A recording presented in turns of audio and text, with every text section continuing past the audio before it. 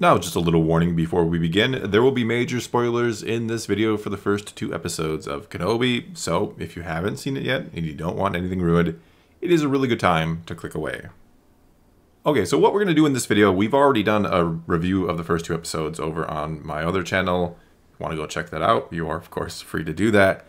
We did record that we stayed up late, watched the first 2 episodes. They dropped early, which was really cool for us who live in the Central Time Zone. So instead of 2 a.m., they dropped at 11. We watched them, we recorded, I edited it. I think I threw it up at 4 in the morning. So what we want to do here is kind of just see what people are thinking about it. Maybe talk about some of the things we may have missed in our review. I felt like there was a million things I wanted to talk about and we just didn't either get to, or we were kind of tired and we're like, let's wrap this up.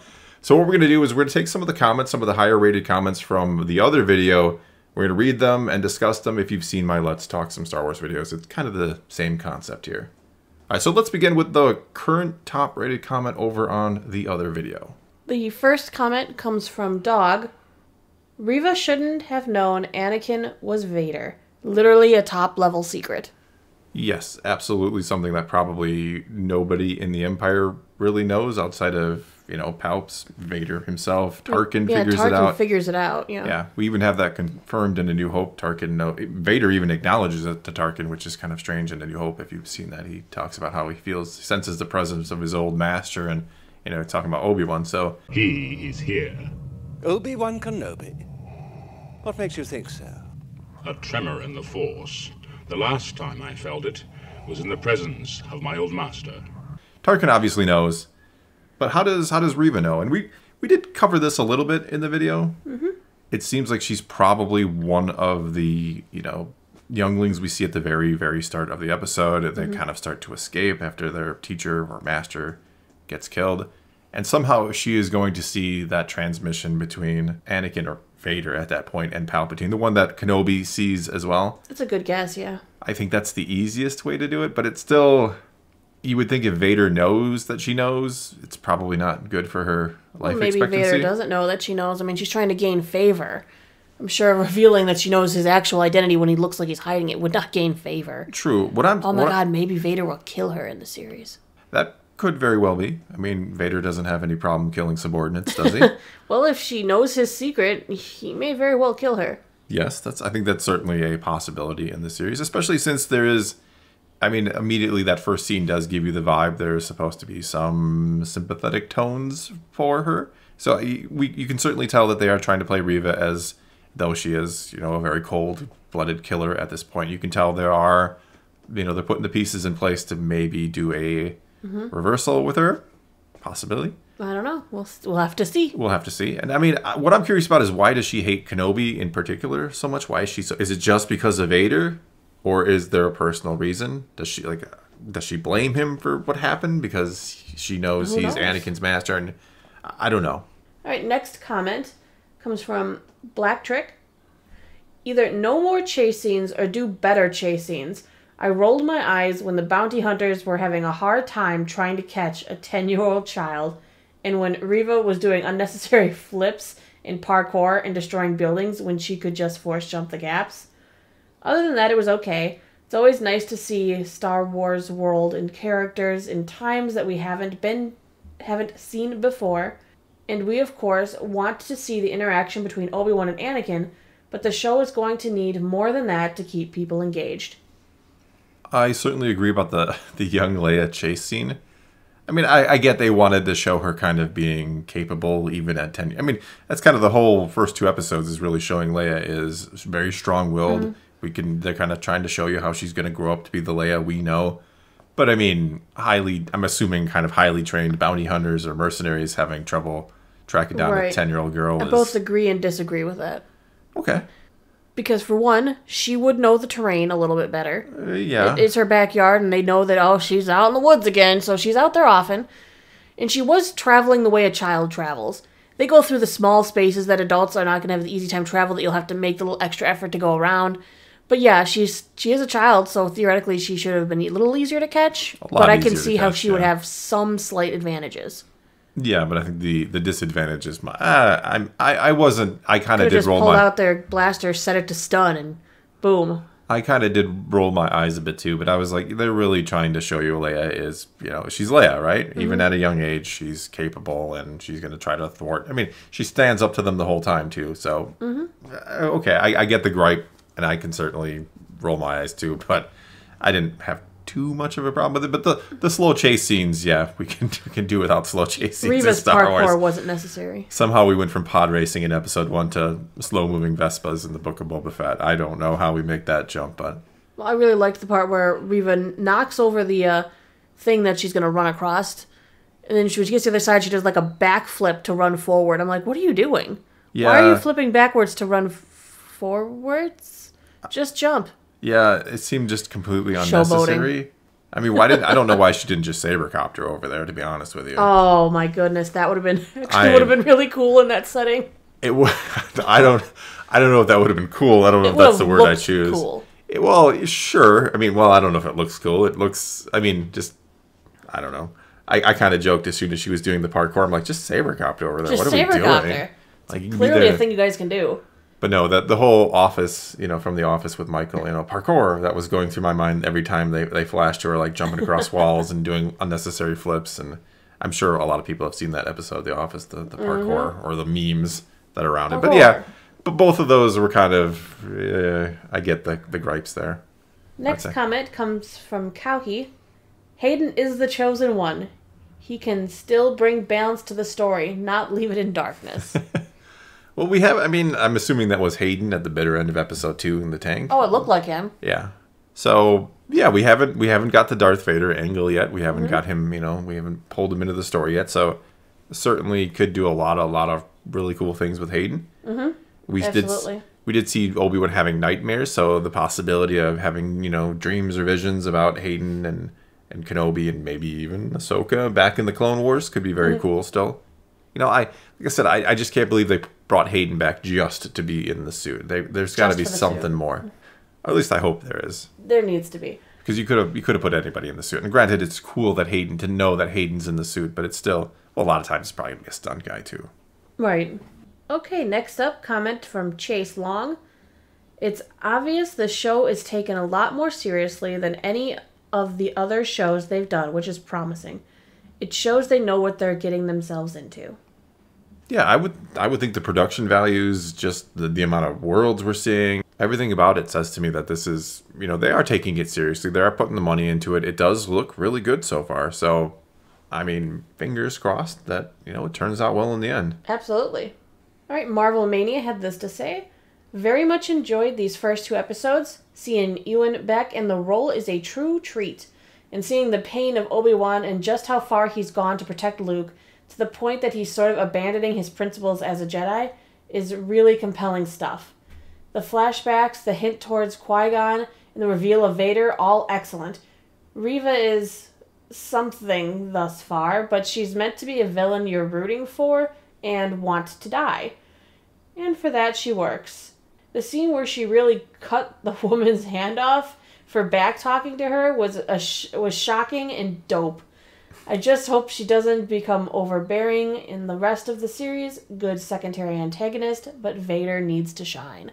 Yeah, and I think Vader will shine. I mean, obviously the highlight is going to be Vader Kenobi whenever we get that, or multiple times we could get that, or whatever. I mean, that's clearly going to be the big fight. If somehow they try to insist that, or, Reva and Kenobi at some point is going to be a premier fight, that, I mean, flat out. I mean, yes, was Reva on course to be a Jedi if that was her in the temple? Sure, she's clearly skilled, but as they've said before, no Inquisitor could go toe-to-toe with a Jedi Master. Kanan went toe-to-toe with the Grand Inquisitor in, Rebels, and, But Kanan's only a Jedi Knight. Yeah, that's my point. He was a Padawan. He was a That's my point. Like, Kanan is... I love Kanan as a Jedi, but he is not, he's not in the upper echelons of the power rankings, if you will. So the fact that he could go toe-to-toe with the Grand Inquisitor really says there's no way Reva should go toe-to-toe with a Master Jedi. Maybe that's why they're going so far, to make him look out of practice. Yeah, I think... Well, I mean, the problem with that is then when he does face Vader, Vader would just destroy an out-of-practice Kenobi, right? He should. So I'm assuming as the show goes on, we're going to see Kenobi using the Force more, getting back in the swing of things, so that when he does face Vader, he doesn't, get killed by him, because he shouldn't get killed by him. Which kind of brings us, I think, to our next comment. Absolutely. Nico the Nacho. Just finished the premiere, and I'm sure this is going to be touched on. The Grand Inquisitor can't die. He is in Rebels, a canon series that takes place after this show. If they really just killed him just to give Reva the spotlight, I'm going to be pissed. Continuity, it is important. Absolutely. One of the most important things. And so there are two schools of thought here. Either he's not dead, he survives the gut shot. Oh, it's just one gut shot. He's fine. Yeah, the gut shot that has killed, Qui-Gon, as some have pointed out, and gut shot. I mean, but they don't have anger to support and fuel them like Maul, and he will. Yeah, but I mean, is the Grand Inquisitor on Maul's level of like rage and anger to keep himself alive? I don't know. He might be after getting gut shot by Reva. True. But I mean, is it that there's another one? It's too coincidental. It would be very coincidental to say that there is another, Pawun Jedi era Inquisitor, former Jedi. Well, we don't know that this one is a former. If there's two, we don't know that this guy's story. But it would be very strange to have two Grand Inquisitors of the same race that look pretty much alike, other than maybe the shape of their heads. Bet you IMBD knows. Yeah, maybe. I mean, if he's listed for more than 2 episodes of Kenobi, then That's a good point, yeah. So, I mean, I guess you could spoiler yourself and go look and see if he is in multiple more episodes, and we'll know he's coming back. But I have to assume that they are not going to retcon Rebels like that. That's terrible, because I can understand retconning the books and comics, but the shows are... I mean, this is also a show, so they... Animated or not, I do put the shows kind of on par with the movies and stuff. That should be, when you're talking continuity, there needs to be nearly flawless continuity between shows and movies like that. So, no, I don't think they've retconned Rebels. We'll get an explanation of some kind. Okay, that tricky trickster says, Reva is definitely the weakest link. They are pushing her importance as a character way too much. The fact that she makes the Grand Inquisitor look incompetent when we all know he isn't is too much for me. Everything else is great. It makes sense for Kenobi to leave Tatooine for Leia. I just hope we get more of Luke, too. It'd worry me if they focus only on Leia. Well, like I said in the other review, if you're going to get Kenobi off of Tatooine, which is, something that not everybody's going to like. I don't necessarily like it or whatever, but Bail Organa showing up, and he really has to convince him that, Leia is important. And it's kind of interesting to see just how, focused Kenobi is on Luke, even though he's kind of dejected and maybe, he's been watching him for 10 years, so sure. I mean, of course he's going to focus on the one he's been constantly checking on. Well, I agree, but I mean, it really took Bail to twist his arm and be like, hey, she's just as important as Luke. Well, one thing that's very interesting is, okay, when you watch Kenobi watching young Luke, he's seeing Anakin in him. Oh, absolutely. The pod racing thing, yeah. And it isn't until he meets Leia at 10 years old that he can see Padme. Yeah, which was that. I agree. It was beautifully done. Where Luke is definitely more of an Anakin, and Padme is more of or Leia is more of a Padme. But it's interesting because he probably didn't really care that much about her until he met her and realized how much of her mother is shining through. Yeah, that was... And even some of her father's traits. Well, sure, yeah. She is a good blend of Anakin and Padme, isn't she?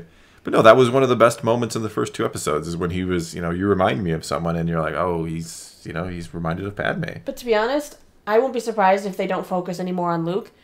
They did emphasize that Reva decided to go after Leia because Kenobi had a connection to Bail. Kenobi doesn't have a connection to Owen Lars. No, they're not. She shouldn't be able to put that together in theory, but to me, even that was kind of, Kenobi and Bail Organa are really not, known for being, I don't know where she saw this in the archives. It was like, oh, look, there. And yes, I do realize Leia in A New Hope says, years ago you served my father in the Clone Wars, really implying maybe there is some off-screen stuff between those two that we don't see. But even in Revenge of the Sith, you don't get the impression that they're like buddy-buddy kind of thing. They've been working together and doing things together for a while. So it works and it doesn't work at the same time for me to imply that Reva looked into the archives and found out that Kenobi and Bail Organa know each other. So if I kidnap her daughter, or his daughter, he'll come for her. I guess. That's at least a closer connection than to her looking at, to some random family on Tatooine. Well, yeah, true.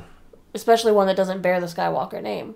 As for Reva, I don't know. I'm kind of torn on, I've seen Moses Ingram and, the Queen's Gambit. I think she's a terrific actress. And it's always hard when you play these kind of like cold, villains who I'm just angry and cold. I think she does as well as she's going to do with that kind of role so far. She's playing a role that's currently designed to be stiff and evil and it's weird because it doesn't read well. No, it never. Only certain. Again, this is not a criticism of her, but it's very hard for certain actors. Only certain actors, I think, can really pull off that cold evilness. Yeah. It takes and it's almost a compliment to say that it's hard to pull that off, right? Because you don't necessarily want to read as a cold, evil person naturally, but I think that's just it's a very hard thing to get right, and it's a very hard thing to pull off. And I don't know that she's doing a horrible job. And as far as her kind of stealing Kenobi's thunder, I mean... I don't think she is. I mean, you're trying to build her up as the antagonist or one of the main antagonists, so I get that. I don't know how far you want to go with her kind of thwarting Kenobi, but I don't know. That's still a wait and see thing. I think so far, decent job with Reva. Decent. But it can go south and it can get better too. So we'll have to wait and see. I want to see more Fourth Inquisitor. Yeah, she was pretty cool. Fourth Sister. I loved her outfit, her costume, her design. Cool, yeah. She looked really cool. Well, hopefully we'll see more Grand Inquisitor. He's not dead. But all right, well, that's all we got for you this time. So take to the comments below. Tell us what you think about what we or anyone in the comments had to say here. Or tell us what you think of Kenobi in general. So take to the comments below. Let's talk some Star Wars. And until next time, thanks for watching.